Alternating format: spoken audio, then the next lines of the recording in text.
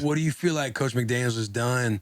Like the differences that you've seen, like just coming in and implementing his process oriented Patriot way, like playing for Coach Vrabel. I was talking with Foster on a couple things that Vrabel did because Vrabel was with Belichick. McDaniels has been with Belichick forever.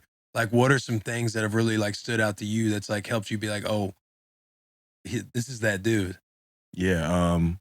I mean, at first it's like if you put ego to the side, like he's sending people on laps. Like if you cause a penalty or if you jump off sides or if Right? you, yeah, like you running. Like Yeah. and it's like it's not nothing personal. He's not trying to make you look bad, but it's like he wants you to like because it's gonna penalize you. It's gonna penalize everybody on game day. So he wants you to like you got to feel that like to know where it's like all right, you run that lap and it's 100 degrees at training camp. You're like, oh no, I'm not gonna do that. I'm not doing that shit no more. Yeah. Like so, it's things like that. And then, um, I mean, just different ways of installing plays. Like there'll be like they'll have a big screen up in the indoor and we'll like walk through it because a lot of guys, you sit in that chair taking them notes, you start fading. Yeah. Those off. So it's like he'll mix it up and have all kind of different tapes and cut ups and things like that. So it's like by the time you go on the field and a walkthrough, it's like if you don't know it, it's because you intently didn't put time in to retain that shit because it's like there's plenty of resources there. And it stands out that you're not like putting the time in. Right.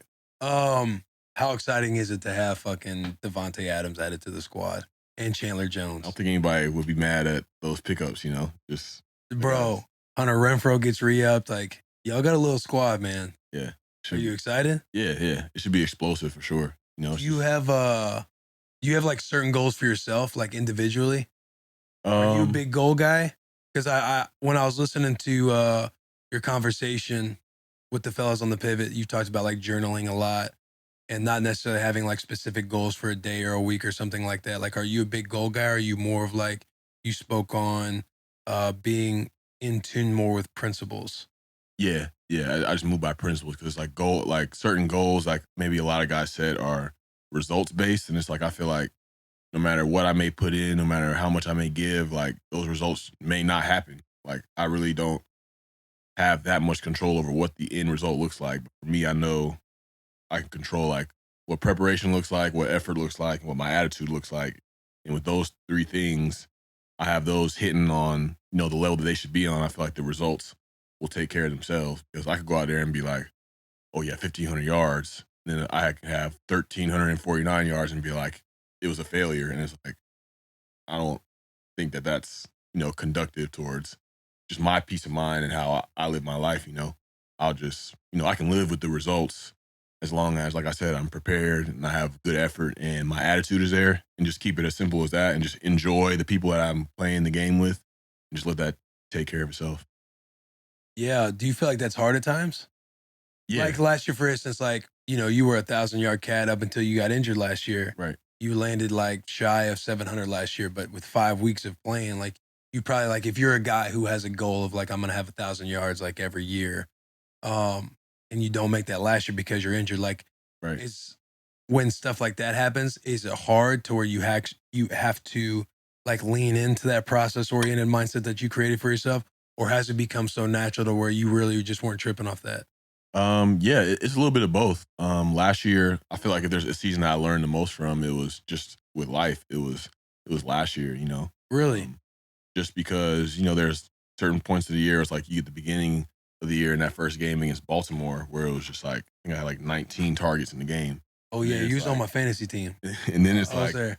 and then there's you go through like halfway point of the season, there's like probably like 4 games or so where I only had like 5 targets. And so then it's kind of like it's like you're up here and then you kind of down. And then it's like I had this point where we played like Cincinnati and I had 100 something yards. I felt like I was heating up and I was going to that Dallas game and I was like, I felt like I was going to go crazy that day. And I had a couple catches early on, but then I got my knee rolled up and I was like, dang, I was out for 6 weeks. And then after those 6 weeks, the first practice I was supposed to be back, I got COVID that morning and was just like Oh yeah, sick that as, was yeah, when sick as a everybody was getting dog. it. Yeah. And, so it's just like all those things kind of forced me to sit still and be like, not base my self worth off of my performance. Well, what point of the year made it difficult to where you like learned the most about yourself? Or was it that combination of all of it? Because you guys obviously went through a lot of like turmoil with Gruden and Ruggs and your injury and a lot of Right. stuff happening, like the wave, the roller coaster of 19 catches and then a few catches or whatever the case may be, targets. Yeah. Um, what do you feel like? What was the moment where you feel like you really had to check yourself? Um, it was all that. It was moments where in the games where I'd have 5 targets because it's like, you know, it's still in an industry where it's like, you know, your stats provide your value. And I feel like, I'm somebody that should have 10 a game, but it's Mhm. like, you gotta swallow your pride and realize it's team oriented and we're winning these games. And so it's like, what's really more important here? Is it me getting mine or is it, being a part of something that's great and that's developing and that's building? So it's like, really checking your ego and like what your intentions are there. And then even when I was injured, it was just like, man, like, having these, bro, I'm a drug addict at the end of the day. So I'm having these like wild ass thoughts. Like that's just the disease I have. I'm like, oh man, these motherfuckers don't need me. They went in and I'm out. Like, so it's like checking those thoughts and realizing it's like it shouldn't be based off of, what's going on and like, just because I'm out of the picture, it should be, supporting this team and stay committed to this team and realizing that, you know, I can provide value in ways where it's just like my performance or my stat line week to week, or people seeing me as top fantasy, this and that. It's just like, no, I can still be there. I can still be a leader. And it's just finding a way to do that, even though I'm not out there necessarily doing it, I can still provide value to this team and just always think about what I can give rather than what I can get. And I feel like those lessons were really kind of ingrained in me last year.